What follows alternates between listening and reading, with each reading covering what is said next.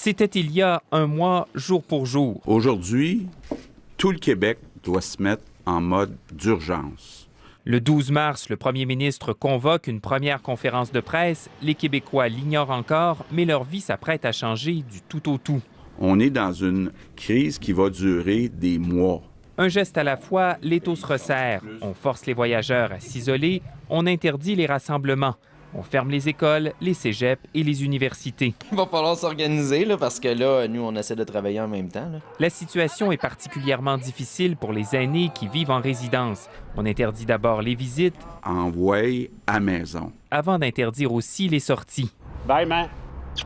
Le nombre de personnes atteintes continue d'augmenter. Il faut agir vite. Le 14 mars, on déclare l'état d'urgence sanitaire. De nombreux Québécois cherchent à se faire tester, mais l'accès au dépistage est difficile. Il va être réglé, ce problème-là, aujourd'hui même. Le 23 mars, le premier ministre annonce un quasi-confinement.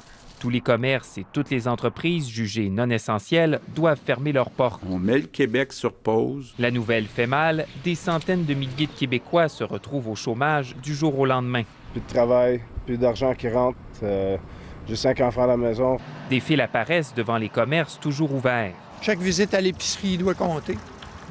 C'est pas anodin, c'est pas banal là, ce qui se passe. Ça risque d'être la plus grande bataille de notre vie. La transmission communautaire s'étend progressivement à tout le territoire. Pour freiner le virus, on restreint l'accès aux régions éloignées. Des barrages policiers font leur apparition le long des routes. Pendant ce temps, dans les hôpitaux, on frôle la pénurie de masques. On en a pour 3 à 7 jours. Québec dévoile ses prévisions. On pense pouvoir atteindre le sommet de la courbe dans les prochains jours. On a un déplacement de la courbe dans le temps, puis on l'aplatit. Il faut garder espoir, répète le premier ministre, même si la vie ne sera plus comme avant, encore un bon moment. Ici Hugo Lavallée, Radio-Canada, Québec.